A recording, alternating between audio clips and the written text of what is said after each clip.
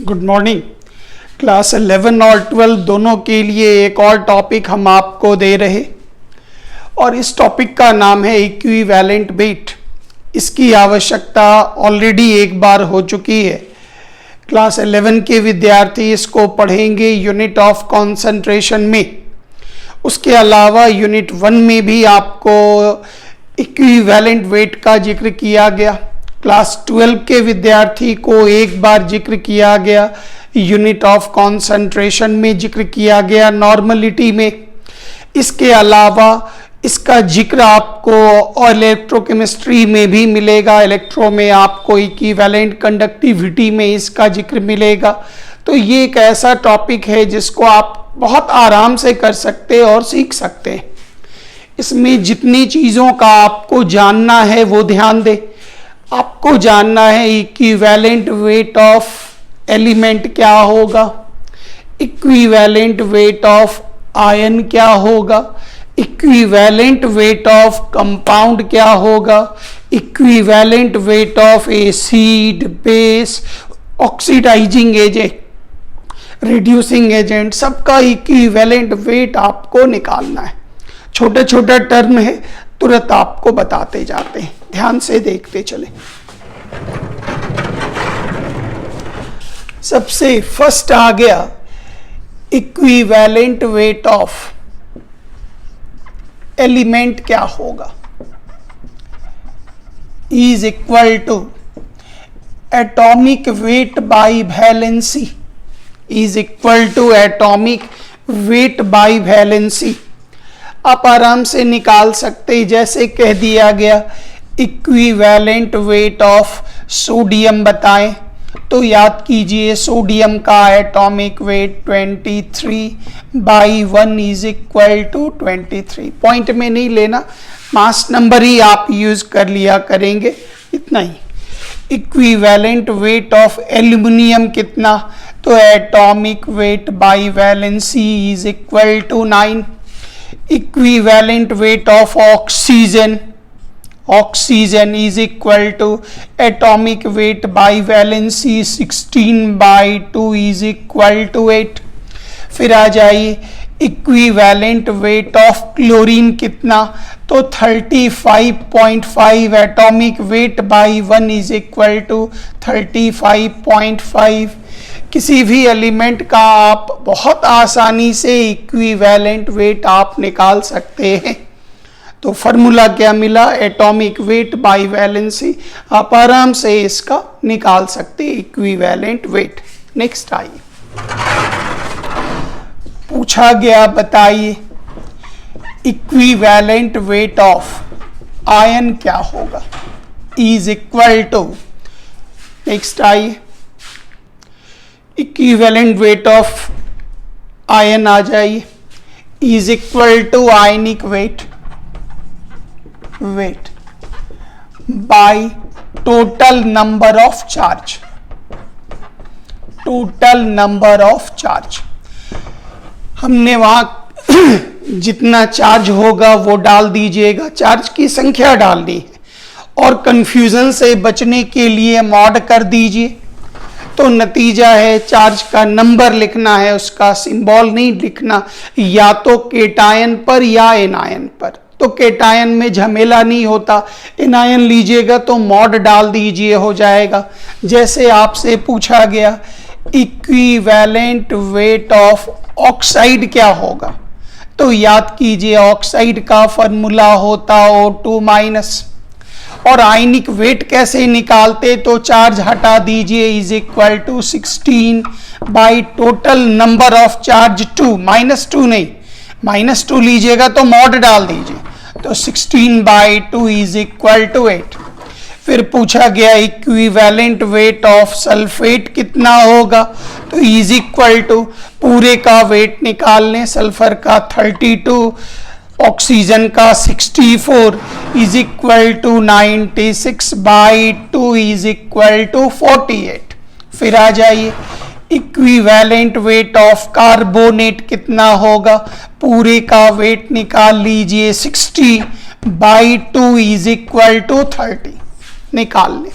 फिर आ गया equivalent weight of hydroxide कितना होगा, तो 16 और 1 17 बाई 1 इज इक्वल टू 17।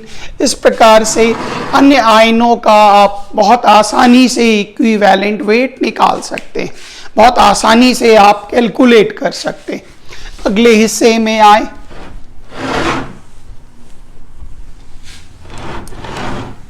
इसका वैल्यू खाली ध्यान रखना है, सबके लिए अलग अलग मिलता जाएगा। याद कीजिए, इक्विवेलेंट वेट ऑफ कंपाउंड, कोई भी कंपाउंड आपको दे दिया गया, उसका इक्विवेलेंट वेट मांगा गया, is equal to molecular weight by total charge on cation. ऐसा इसलिए जो चूंकि ये नेगेटिव नहीं होता इसलिए ये काम किया गया। अब ध्यान दीजिएगा, अगर आप केटायन और एनायन दोनों लेना चाहते, जो दोनों में से किसी एक पर हम चार्ज लेना चाहें, तो आप टोटल चार्ज आपको मॉड करना होगा। तो इस झमेला से बचने के लिए हम लोग केटायन लिख देते, आपकी मर्जी, आप जैसे काम करें। जैसे कहा गया, बताइए equivalent weight of sodium hydroxide क्या होगा, तो याद कीजिए OH पर चार्ज माइनस, Na पर चार्ज प्लस, तो टोटल का molecular weight by total charge on cation is equal to 40। फिर आप इस जगह पे आइए, what is the equivalent weight of sodium carbonate, ध्यान दीजिएगा, तो is equal to molecular weight, carbonate का -2, सोडियम पर +2, तो केटायन पर बनने वाला टोटल चार्ज 2, तो पूरे का molecular weight 106/2 is equal to 53। बस ये ध्यान रखना है। फिर आप आ जाइए, इक्विवेलेंट वेट ऑफ कोई भी कंपाउंड ले लिया गया, जैसे लिया गया फेरस सल्फेट, आप बताइए, या कोई भी कंपाउंड जैसे कैल्शियम कार्बोनेट ले लीजिए, तो आराम से कैल्शियम पर कितना चार्ज बना, इज इक्वल टू -2 + 2, तो बाई 2 कर दीजिए, molecular mass 100/2 is equal to 50, एकदम आराम से। फिर उसी तरह से कहा गया equivalent mass of aluminium sulphate बताइए, तो गौर करिएगा, -2 × 3 -6 +3 × 2 +6 is equal to molecular mass by 6। इस तरह से करके आप निकाल लेंगे। उम्मीद है कुछ कंपाउंड का हम आपको प्रैक्टिस सेट दे देंगे, जिसका आप इक्विवेलेंट वेट खुद से निकाल लीजिएगा। वेरी सिंपल, बहुत आसानी से आप निकाल सकते इक्विवेलेंट वेट। अब आप ध्यान दें अगले पोर्शन पर। अगला टुकड़ा हो गया equivalent weight of acid is equal to molecular weight of acid by basicity. हल्का है, तुरंत निकाल लेंगे। गौर करिएगा, कोई भी एसिड आर्हेनियस डिफिनेशन याद कीजिए, एक्वस मीडियम में क्या देता, H+ आयन। वैसे ये स्टेबल नहीं होता, ये दोनों जुड़कर बनाता हाइड्रोनियम आयन। करेक्ट, तो ये लिखना चाहिए। पूछा गया एसिड क्या है, तो आर्हेनियस के आधार पर एसिड इज ए सब्सटेंस जो हाइड्रोनियम आयन प्रदान करता। H+ ठीक है, लेकिन हाइड्रोनियम, क्योंकि H+ अनस्टेबल होता, वो वाटर से जुड़कर हाइड्रोनियम बनाता। अब ध्यान दीजिएगा, जितनी संख्या में H+ आयन देगा उसी नंबर को हम क्या नाम देते, बेसिसिटी। उसी नंबर को क्या नाम देते, बेसिसिटी। और ये भी ध्यान रखिएगा, किसी भी एसिड के स्ट्रक्चर में, वेरी इंपॉर्टेंट पॉइंट, अगर कभी भी हाइड्रोजन अगर मोर इलेक्ट्रोनिगेटिव एलिमेंट से जुड़ा हो, कभी भी हाइड्रोजन मोर इलेक्ट्रोनिगेटिव एलिमेंट से जुड़ा हो, तो निगेटिव एलिमेंट पर चार्ज बनेगा डेल्टा माइनस, और हाइड्रोजन पर चार्ज बनेगा डेल्टा प्लस। और इस बॉन्ड के टूटने के कारण क्या बाहर निकलेगा? H+। Very important point. फिर से एक बार, किसी भी एसिड के स्ट्रक्चर से जनरली लोग समझते एसिड में जितना हाइड्रोजन है उसी को बेसिसिटी कहेंगे। रॉन्ग। एसिड में मौजूद हाइड्रोजन को बेसिसिटी नहीं बोलते, उसके लिए एसिड का मॉलिक्यूल का स्ट्रक्चर जानना होगा। तो जब कभी भी हाइड्रोजन मोर इलेक्ट्रोनेगेटिव एलिमेंट से जुड़ा हो, मतलब फ्लोरीन, क्लोरीन, यहाँ पे और ले लीजिए पहले, fluorine, oxygen, nitrogen, chlorine, bromine, iodine, sulphur, इन सबों से जुड़ा हो, मोर निगेटिव एलिमेंट से जुड़ा हो, तो याद रखिएगा H पर चार्ज बनेगा प्लस और इस पूरे पर चार्ज बनेगा माइनस, और ये बॉन्ड टूटने के बाद क्या बाहर निकलेगा? H+। Theory number 1, part number 1। फिर ध्यान दीजिएगा, इस पॉइंट को समझिएगा।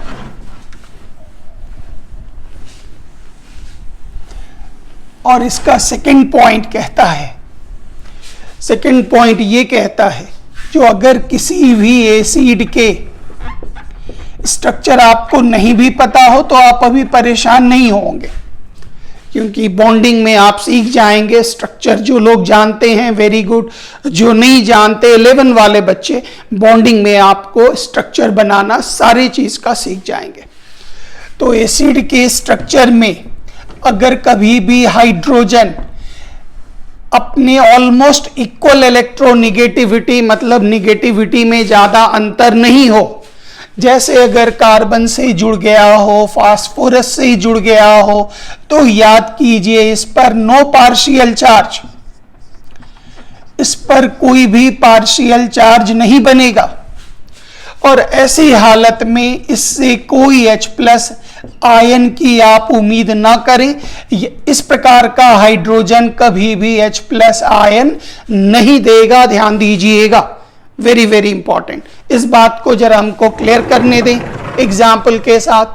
तो गौर करिए, HCl हमने लिया, वाटर में डाला, H+ आयन बना, Cl-, यहाँ AQ कर देना चाहिए, एक्वस मीडियम AQ कर दीजिए, इससे 1H+ आयन बाहर निकला। इसका मतलब इसकी बेसिसिटी का मान कितना होगा? 1। और equivalent mass of HCl is equal to molecular weight 35.5 plus 1 is 36.5 by basicity is equal to this. और वैसे भी इसमें गौर करिए, हाइड्रोजन किसके साथ जुड़ा? क्लोरीन। और जब कभी भी हाइड्रोजन क्लोरीन के साथ जुड़ेगा तो उस पर चार्ज बनेगा प्लस माइनस, और वो H+ आयन बाहर निकालेगा। फिर से आइए, हमने लिया HNO3, HNO3 का स्ट्रक्चर हम यहां बनाकर दे रहे, ये कोऑर्डिनेट बॉन्ड हुआ। स्कूल में पढ़े होंगे, जो लोग नहीं जानते खाली इसको देख लीजिए। इसमें गौर करिए, 1 हाइड्रोजन है जो किसके साथ जुड़ रहा हो, के साथ, तो ऑटोमेटिक है। इससे क्या बाहर निकलेगा? H+। साथ में क्या बाहर निकलेगा? नाइट्रेट। अगर AQ ऐसे नहीं भी लिख पाए तो कोई बात नहीं, कितनी संख्या में बाहर निकला? 1। तो equivalent weight is equal to molecular weight, पूरे को ऐड कर दीजिए तो पूरे का 63/1 इज इक्वल टू 63। उम्मीद है समझ पा रहे होंगे। फिर ध्यान दीजिएगा, ये पहले भी हो चुका था, 12 वाले बच्चों का जरूरत पड़े तो रिवीजन कर लें। एक पॉइंट इसको देख लीजिएगा। फिर आइए इस जगह पर आ जाइए, H2SO4। जैसे ही वाटर मीडियम में स्ट्रॉन्ग है, वाटर मीडियम में डालेंगे H+ बाहर निकलेगा 2। साथ में क्या बना? SO4। कितनी संख्या में H+ आयन बाहर निकला? 2। तो ऑटोमेटिक है, इसकी बेसिसिटी का मान कितना होगा? 2। Equivalent weight of H2SO4 is equal to molecular weight by basicity पूरे का molecular weight 98/2 is equal to 49। फिर आ जाइए H3PO4 ऑर्थोफॉस्फोरिक एसिड, लोग फास्फोरिक भी बोल देते। अब ध्यान दीजिएगा, पहले हम इसका स्ट्रक्चर जरा दिखाते हैं, 1 मिनट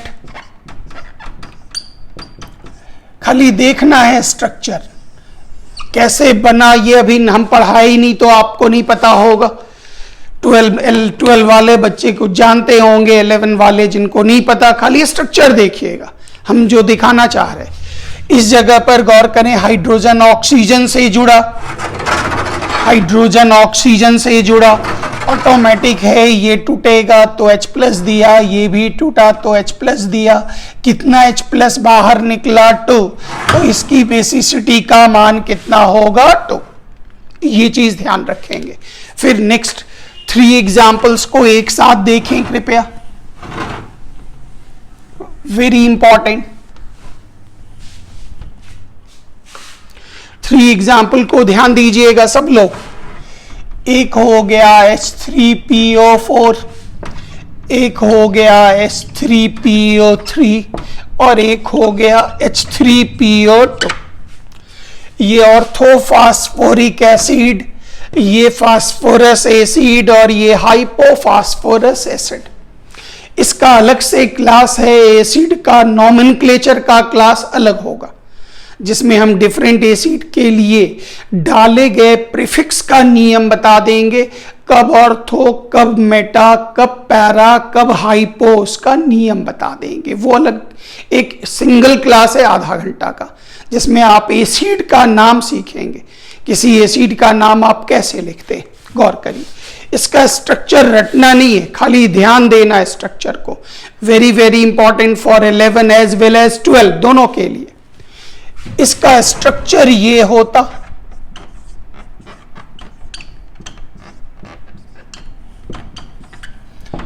इसका स्ट्रक्चर ये होता,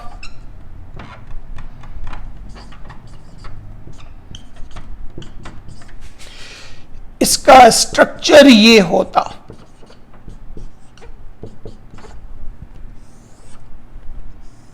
ध्यान दीजिएगा, स्ट्रक्चर रटना नहीं है, आगे इस बारे में एविडेंस आपको मिल जाएगा, अभी आप रटेंगे नहीं, खाली ध्यान से देखेंगे। गौर करिएगा, हाइड्रोजन ऑक्सीजन से जुड़ रहा प्लस डेल्टा प्लस डेल प्लस, हाइड्रोजन ऑक्सीजन से, हाइड्रोजन ऑक्सीजन से, हाइड्रोजन फास्फोरस से। थ्योरी आई, जब कभी भी किसी भी एसिड के स्ट्रक्चर में हाइड्रोजन कार्बन या फास्फोरस से जुड़ता हो तो दोनों की इलेक्ट्रोनिगेटिविटी लगभग समान होने के कारण कोई चार्ज नहीं बनेगा और इसमें मौजूद हाइड्रोजन किसी भी कीमत पर H+ आयन नहीं देगा। Very very important question. तो इस आधार पर अगर गौर करें तो इसमें ये हाइड्रोजन फास्फोरस से जुड़ रहा, ये कभी भी H+ नहीं देगा, तो इससे कितना H+ आयन दिख रहा 2, जबकि यहां संख्या कितनी है 3, तो इसका निकला equivalent mass is equal to molecular mass by 2। और इससे 2H+ निकल रहा, इसलिए इसे नाम देंगे डाइबेसिक। डाइबेसिक, बेसिसिटी से वर्ड बना डाइबेसिक। अब ध्यान दीजिएगा 1 2 3, तो equivalent mass is equal to molecular weight by 3। आराम से निकाल लीजिएगा। इसमें वेरी वेरी इंपॉर्टेंट पूछ देता रीजनिंग क्वेश्चन, जो आप बताइए ये मोनोबेसिक है क्यों? इसमें हाइड्रोजन की संख्या 3 है, फिर भी इसकी बेसिसिटी 1 है क्यों? क्योंकि इसके स्ट्रक्चर से साफ प्रतीत होता जो सिर्फ एक हाइड्रोजन ऐसा है जो पोलर बॉन्ड बना रहा, पोलर कोवैलेंट, बाकी हाइड्रोजन का ये बॉन्ड नॉन पोलर होता, इसलिए इसकी बेसिसिटी का मान equivalent weight molecular weight bye 1। तो थ्योरी ध्यान दीजिएगा, जो इसमें बेसिसिटी के कारण, क्योंकि इसकी बेसिसिटी 1 होगी, इसकी बेसिसिटी 2, इसकी बेसिसिटी 3। तो यहां से फास्फोरस, सिर्फ ये यहीं पर समेट के रखिएगा, यहां बहुत इंपॉर्टेंट है, सिर्फ इस केस में, फास्फोरस के केस में इस जगह पर इन तीनों में याद रखिएगा, जितना ऑक्सीजन उससे 1 कम बेसिसिटी, सिर्फ इस 3 का टेक्निक। 4 है तो बेसिसिटी 3, 3 है तो बेसिसिटी 2, 2 है तो बेसिसिटी 1, जितना ऑक्सीजन उससे 1 कम बेसिसिटी। लेकिन ये इन्हीं 3 एग्जाम्पल के लिए ये कोई नियम कानून नहीं है, तो यहां पर आप इस जगह पर सावधान रहें, वेरी वेरी इंपॉर्टेंट। उसके बाद यहीं से एक एग्जाम्पल आप देख लें, इजी हो जाएगा। याद कीजिए एक कंपाउंड, इस कंपाउंड का नाम आप स्कूल में पढ़े होंगे, एसिटिक एसिड। एसिटिक एसिड का स्ट्रक्चर ध्यान दें, गौर करिएगा। Polar, non polar, non polar, non polar, equivalent weight is equal to molecular weight by 1। Hydrogen की संख्या 4, लेकिन बेसिसिटी का मान कितना 1, क्योंकि ये पोलर है और ये तीनों नॉन पोलर है। वेरी वेरी इंपॉर्टेंट, संभालिएगा। फिर नेक्स्ट आइए, एक कंपाउंड और देख लीजिए, ये भी आपके हिस्से का है, इसका नाम है ऑक्जेलिक एसिड। ऑक्जेलिक एसिड का फॉर्मूला H2C2O4.2H2O। इसका मॉलिक्यूलर वेट होगा 126, पूरे का आप ऐड कर दीजिए। इसमें ये वाटर ऑफ क्रिस्टलाइजेशन इसके साथ ही रहता। अब इसको छोड़ दीजिए, इसका स्ट्रक्चर ध्यान दीजिए।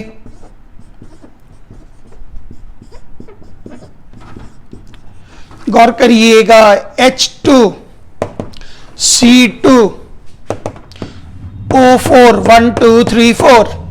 इसका मतलब ये 2 पोलर, इसकी बेसिसिटी कितनी होगी 2। Equivalent weight is equal to molecular weight by 2 is equal to 63। तो इसका एक रिवीजन यहां पर ले लीजिएगा। फिर एक जगह यहीं पर इक्विवेलेंट वेट में एक और सावधानी आप और ध्यान दे दें कृपया, छोटा सा पॉइंट है।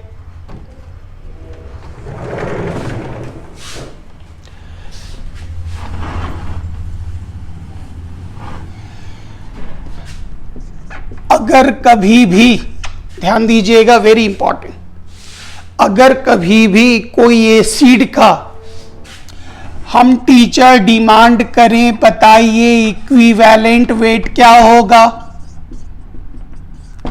और उस एसिड के लिए हम आपको रिएक्शन दे रहे, तो गौर करिएगा, पहले से रटा रटाया बेसिसिटी का मान नहीं बैठाइएगा। मतलब सब बच्चा बच्चा जानता है H2SO4 की बेसिसिटी कितनी होगी, is equal to 2। Equivalent weight is equal to molecular weight by 2 is equal to 49। लेकिन थ्योरी पर गौर से, अगर रिएक्शन दे दिया गया NaOH पर H2SO4 is equal to NaHSO4 plus H2O, तो ध्यान से देखें, इस जगह पर H2SO4 में हाइड्रोजन की संख्या कितनी है 2। अब इसके साथ रिएक्शन हो रहा, ये OH और ये 1 हाइड्रोजन दोनों जुड़कर बनाया H2O, और यहां बन गया NaHSO4। NaHSO4, तो 2 हाइड्रोजन से 1 हाइड्रोजन का विस्थापन हुआ, तो याद करें बेसिसिटी का मान कितना होगा, इज इक्वल टू 1। तो कई एक बार रिएक्शन देकर हम टीचर पूछते जो H2SO4 का इक्विवेलेंट वेट बताओ, बच्चा सीधा जवाब देता 49, रॉन्ग।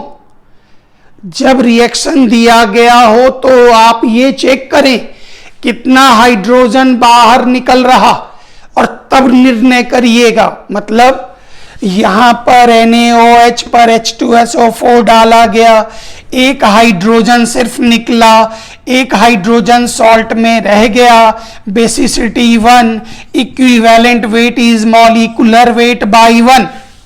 सावधान रहेंगे इस जगह पर। नहीं समझ में आया? एक एग्जाम्पल और,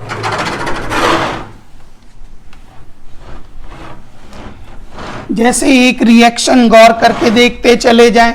रिएक्शन लिखा गया, इसमें आपसे पूछा जा रहा H3PO4 का आप बताएं इक्विवेलेंट वेट क्या होगा। रिएक्शन लिखा गया, NaOH पर H3PO4 बनाया गया NaH2PO4 प्लस H2O। फिर 2 नंबर 2 NaOH पर H3PO4 लिखा हुआ है, Na2HPO4 पर 2H2O। फिर लिखा गया 3 NaOH पर H3PO4, ये बना Na3PO4 प्लस 3H2O। 3 रिएक्शंस आपको लिख दिया गया, कृपया ध्यान देंगे, वेरी इंपॉर्टेंट। जो इसमें एक्सेप्शन है वो याद रखिएगा, इसी जगह पर आपको एक्सेप्शंस मिलेगा, बाकी ये एक्सेप्शंस आपको नहीं मिलेगा। अब आप ध्यान दीजिए, इस जगह पर जरा गौर करेंगे कृपया सारे विद्यार्थी। Na है, यहाँ H2PO4 है, यहाँ H3 है, इसका मतलब एक हाइड्रोजन एक OH से जुड़ा, सिर्फ एक हाइड्रोजन बाहर निकला इस एसिड से, क्योंकि 2 हाइड्रोजन तो यहाँ रह गया, तो बेसिसिटी का मान 1, equivalent weight it molecular weight bye 1। फिर नीचे देखें, यहाँ पर सोडियम 2, यहाँ हाइड्रोजन 1 PO4 HPO4, यहाँ हाइड्रोजन 3 HPO4 का मतलब 2 हाइड्रोजन 2 OH से जुड़ा और 2 H2O बनाया, मतलब इससे 2 हाइड्रोजन निकला, तो बेसिसिटी कितनी 2, equivalent weight is molecular weight by 2। ध्यान से सारा एक्सेप्शन बता दिए, 11 से लेके 12 तक का सारा बता दिए, A to Z टोटल। अब इस जगह पे आइए, यहाँ सोडियम 3, यहाँ PO4 मतलब तीनों हाइड्रोजन निकला, 3 हाइड्रोजन 3 OH से जुड़ा, basicity 3, equivalent weight is molecular weight by 3। उम्मीद है ये एक लंबा टॉपिक आप सीख गए होंगे, इक्विवेलेंट वेट कैसे निकालते। अब आगे आइए, बेस के लिए उसमें ज़्यादा एक्सेप्शन आपको नहीं मिलेगा, जितना पेचीदा एसिड में होता बेस में उतना ही कम होता, उतना ही कम दिक्कत आपको बेस में होगी।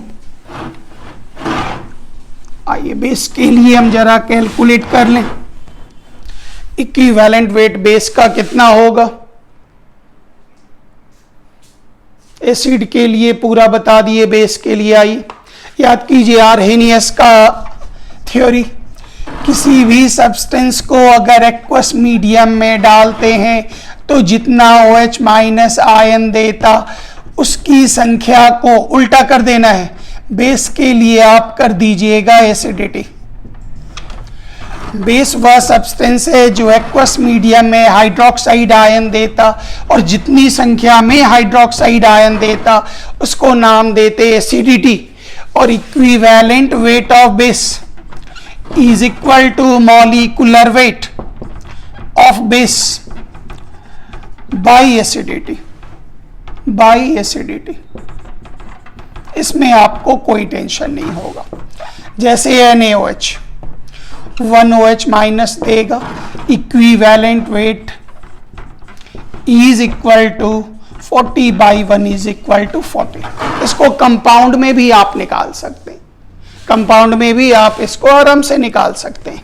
फिर याद कीजिए KOH 1 OH minus, equivalent weight molecular weight by 1। Calcium hydroxide याद कीजिए acidity is equal to 2, equivalent weight is equal to molecular weight by 2। आप आराम से निकाल सकते हैं ये टुकड़ा कंप्लीट। नेक्स्ट आइए,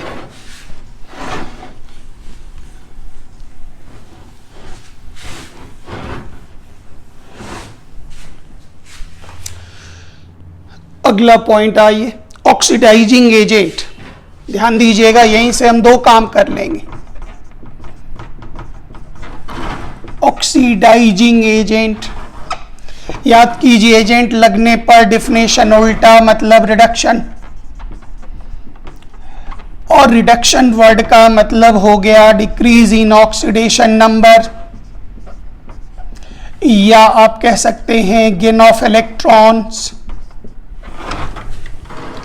तो यहां से आप निकाल सकते what is the equivalent weight of oxidising agent is equal to molecular weight, या फार्मूला वेट, जो फार्मूला उसका होगा वो डाल दीजिए, या मॉलिक्यूलर वेट डाल दीजिए, by total decrease in oxidation number per molecule.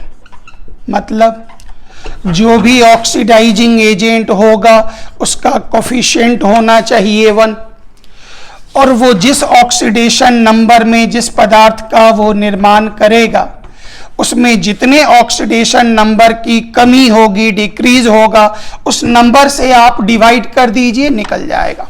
काम करने दीजिए, तुरंत क्लियर कर देते। Very very important. 11 वाले स्टूडेंट्स को ये डिफिकल्ट लगेगा तो आप 12 में पढ़ेंगे, और अगर समझ पाएंगे तो वेल एंड गुड, दोनों में यूज होगा। ध्यान से देखिएगा इस हिस्से को, फिर हम इसका थ्योरी भी वापस कर रहे हैं। इस जगह पर आइए, KMnO4 पर जरा हम चलते हैं। याद कीजिए KMnO4 का आयनिक फॉर्म होता, KMnO4 का आयनिक फॉर्म होता MnO4 माइनस, और इसमें Mn का ऑक्सीडेशन नंबर आप निकाल लें कितना, तो +7। अब वेरी इंपॉर्टेंट याद रखना होगा, एसिडिक मीडियम में Mn का स्टेबल ऑक्सीडेशन स्टेट +2 होता। एसिडिक मीडियम, ये याद रखना होगा, एक्सपेरिमेंटली है। जो Mn एसिडिक मीडियम में +2 ऑक्सीडेशन नंबर में अस्थाई होता है। ये प्रोडक्ट रिएक्शन बनाने में भी मदद करेगा। इसकी थ्योरी कहाँ से आई? स्टैंडर्ड रिडक्शन पोटेंशियल इलेक्ट्रोकेमिस्ट्री, लेकिन अभी वो दूर है। तब तक आप क्या याद रखेंगे, जो KMnO4 कोई भी मैग्नीज का कोई भी ऑक्सीडेशन नंबर हो एसिडिक मीडियम में +2 स्टेबल होता। तो गौर करिए, ये कितना था 7, ये कितना था 2, कितने की कमी हो गई 5 की। तो equivalent weight of KMnO4 is equal to molecular weight by decrease in oxidation. इसका कोफिशिएंट 1, पूरे का लेना है, इसका नहीं, पूरे का लेना है। तो आपके पास हम दो तरह से बना देते हैं, जैसे आपको ठीक लगे। तो इसमें खाली चेंज लेना है, जो मॉलिक्यूलर वेट लेना है इस पदार्थ का लेना है। तो पूरे का मॉलिक्यूलर वेट कितना होगा, 158 होना चाहिए, चेक कर लीजिएगा, बाई 5 आराम से डिवाइड कर लीजिएगा आंसर। तो यहां पर एक तरीका ये हो गया। एक और तरीका बताते हैं, 11 वाले अच्छा समझ जाएंगे। MnO4 माइनस एसिडिक मीडियम, बहुत बढ़िया, किस चीज में बदला, +2। याद कीजिए बैलेंस ऑफ ऑक्सीजन, जितना ज्यादा ऑक्सीजन उसका डबल हाइड्रोजन, बहुत बढ़िया, और अपोजिट साइड उतना ही H2O, पूरा चार्ज 1 × -1 8 × +1 ऐड कर दीजिए +7, 1 × +2 4 × 0 ऐड कर दीजिए 2। रेडॉक्स बैलेंसिंग में 7 और 2 में बड़ा कौन, 7 कितना बड़ा, 5 बड़ा, कितना इलेक्ट्रॉन जोड़ देंगे, 5 इलेक्ट्रॉन। तो याद रखिएगा, यहां से भी आप ये नंबर 5 ले सकते, और नहीं तो आप ऑक्सीडेशन स्टेट निकाल लीजिए। 7 और 2 डिक्रीज कितने का हुआ, 5 का, तो 5 से डिवाइड कर दीजिए। तो बहुत जगह पर देखे होइएगा total decrease in oxidation number per molecule या total gain of electron per molecule, दोनों का दोनों सही है। ये 12 का टॉपिक डी और एफ ब्लॉक में दिया गया। नेक्स्ट आइए, जिन लोगों को ये डिफिकल्ट लगेगा 11 वाले स्टूडेंट, इसको आप अभी छोड़ सकते हैं, 12 के लिए ये कंपलसरी है। इसमें कुछ बातें याद रखनी होंगी, जैसे KMnO4 का न्यूट्रल मीडियम में KMnO4, तो यहां पर आ जाइए KMnO4 आयनिक फॉर्म में, या पूरा ही आप रख सकते हैं जैसे आपको सहूलियत हो। ये कन्वर्ट हो जाता मैग्नीज डाइऑक्साइड में, कन्वर्ट हो जाता। यहां से भी काम कर सकते हैं। न्यूट्रल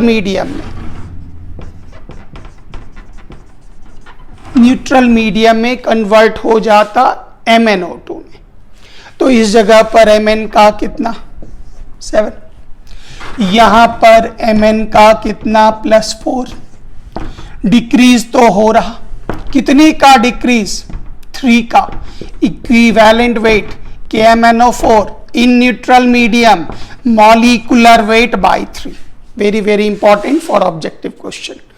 फिर next I, strong alkaline medium में KMnO4 चार्ज ले लीजिए, K हटा दीजिए तो MnO4 माइनस।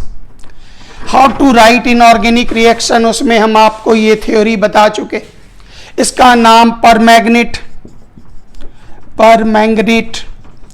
जैसे ही आप इसको स्ट्रॉन्ग अल्कली मीडियम में डालेंगे, ये मैग्नेट में परिवर्तित हो जाएगा। ये 3 बातें याद रखनी है, हर बच्चे को ये 3 बातें याद रखनी है। वेरी वेरी इंपॉर्टेंट, जितने भी स्टूडेंट्स हैं उनको ये 3 बातें याद रखनी है KMnO4 के केस में।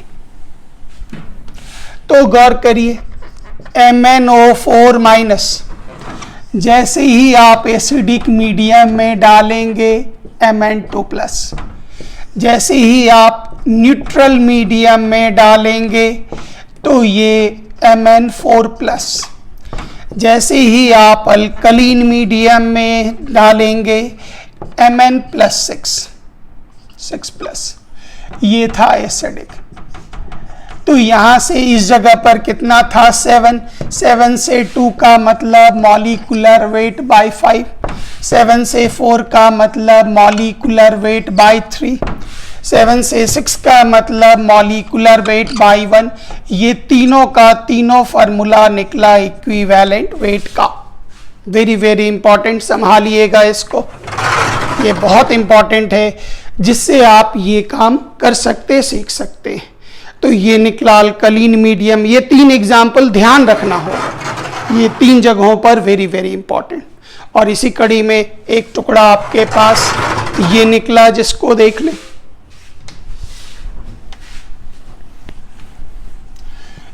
ये निकला potassium dichromate K2Cr2O7। Ionic form में बदलेंगे तो ये किस चीज में बदला, Cr2O7 2 minus, Cr2O7 2 minus ionic form में बदल गया। अब गौर करिएगा, इसमें याद रखना है क्रोमियम का कोई भी ऑक्सीडेशन स्टेट हो, जैसे ही आप उसे एसिडिक मीडियम में डालेंगे वो किस चीज में बदल जाएगा, +3 में, +3 में। ये अभी याद रखना होगा। जब हम SRP पढ़ा देंगे तब ये जवाब आपको नहीं रटना पड़ेगा, तब ऑटोमेटिक है, डाटा से हम वेरीफाई कर देंगे जो +3 ही क्यों, वो डाटा से, तब तक रुकना होगा। तो यहां पर कोई भी ऑक्सीडेशन स्टेट बदलेगा तो याद कीजिए Cr2O7 कितना चार्ज 2 माइनस, किस चीज में बदल रहा, Cr3 प्लस। यहाँ कोफिशिएंट कितना लेना होगा 1, इस जगह पर 2 क्रोमियम यहाँ डाल दीजिए, 2 क्रोमियम।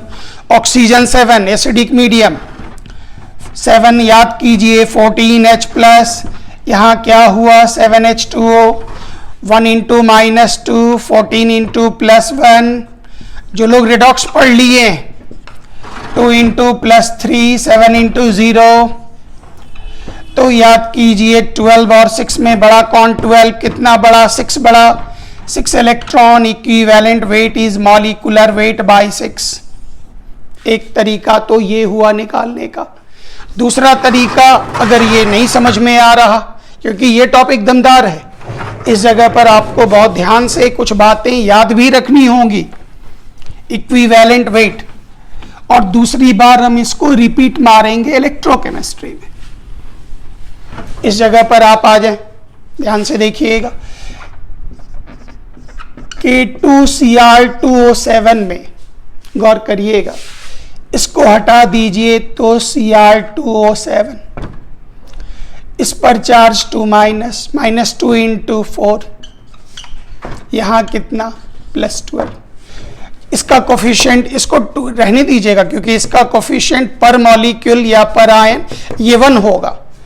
अब ये किस चीज में बदल गया, क्रोमियम +3, 2 है, 2 से मल्टीप्लाई मारी, तो अब आप खाली क्रोमियम पर भी काम कर सकते हैं।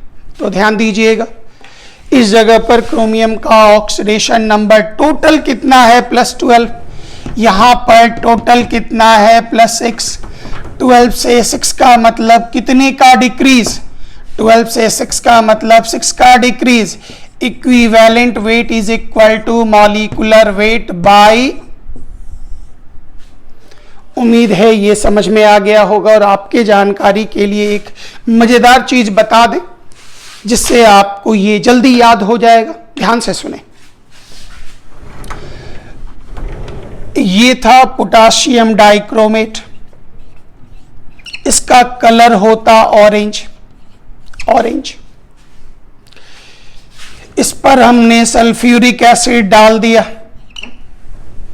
इसको एक बर्तन में हम रख लेते, एक बर्तन में, पुलिस वाले एक बर्तन में इसको रख लेते, एक फ्लास्क में, एक बीकर में रख लेते।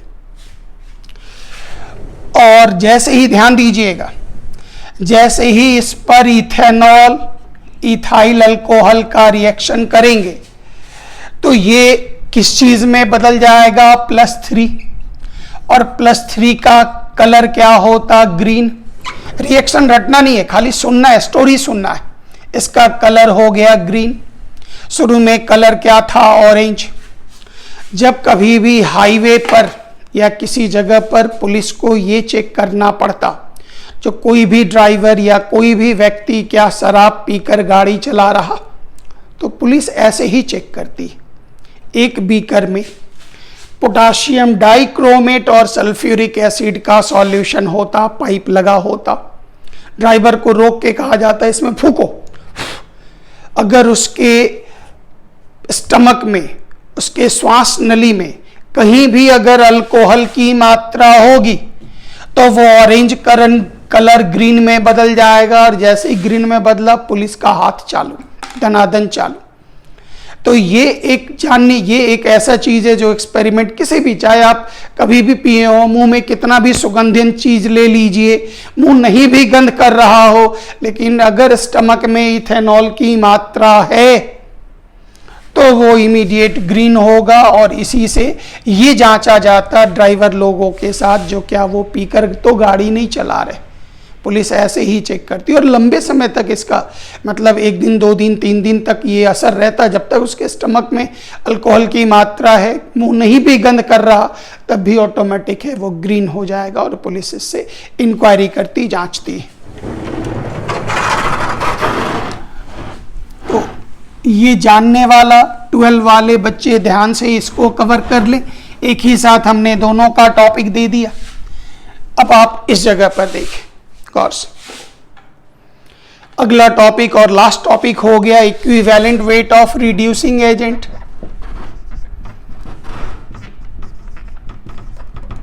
याद कीजिए, रिड्यूसिंग एजेंट, एजेंट लगने पर डेफिनेशन उल्टा, मतलब ऑक्सीडेशन। ऑक्सीडेशन मतलब याद होगा इंक्रीज इन ऑक्सीडेशन नंबर। इसका मतलब हो गया equivalent weight of reducing agent is equal to molecular weight, formula weight जो डाल दीजिए, by total increase in oxidation number per molecule. Per molecule का मतलब जो भी रिड्यूसिंग एजेंट है उसका कोफिशिएंट हमेशा कितना होना चाहिए, 1। और एग्जाम्पल आप देख लें, फेरस जब भी ऑक्सीडाइज्ड होगा, ऑक्सीकृत होगा, ऑक्सीडेशन नंबर बढ़ेगा, तो फेरस का परिवर्तन किस चीज में होगा, फेरिक। तो फेरस से फेरिक बनने का मतलब कितने का इंक्रीज, 1, मॉलिक्यूलर वेट बाय 2, पूरे का मॉलिक्यूलर वेट बाय 2 से 3 गया 1, तो molecular weight bye 1, sorry molecular weight bye 1। Compound रहता जो इसमें बताओ तो बाई 2 करते, रिएक्शन दे दिया इसके रिड्यूसिंग एजेंट के रूप में, तब मॉलिक्यूलर वेट बाई 1। फिर ऑक्जेलिक, ये तो हम वैसे भी निकाल दिए थे और वैसे भी आप चेक कर लेंगे। इस जगह पर आप टोटल ऑक्सीडेशन नंबर निकालेंगे कार्बन का तो +6 मिलेगा, +6। यहां पर कार्बन का 4 इंटू 2 इज इक्वल टू 8। 6 से 8 का मतलब 2 का इंक्रीज मॉलिक्यूलर वेट बाय 2। नहीं समझ में आया तो 1 मिनट का काम कर दें, ये टॉपिक आपका कंप्लीट हुआ। ध्यान दीजिए, जैसे C2O4 2- परिवर्तन CO2 में, इसका कोफिशिएंट हमेशा 1। अब इसका जितना मर्जी हो जाए लेकिन ये 1 रहेगा, 2 है। ध्यान दीजिए, -2 इंटू 2 -4, यहाँ पर +4, यहाँ पर -2 इंटू 8 -8, -2 रखने के लिए कितना 6, इसको हटा दीजिए, तो 2 इंटू +4, 1 इंटू +6, तो 6 से 8 का मतलब 2 का इंक्रीज, मतलब मॉलिक्यूलर वेट बाय 2। और अगर दिक्कत हो तो ऑक्जेलिक एसिड का हम आपको अलग से बता चुके, वहां से भी आप इसका पूरा निकाल लेंगे। ये टॉपिक आपका कंप्लीट हो गया, काफ़ी डिटेल बता दिए, सारी चीज़ें बता दिए, टॉपिक आपका इक्विवेलेंट वेट कंप्लीट हो गया। थैंक यू वेरी मच, जय हिंद।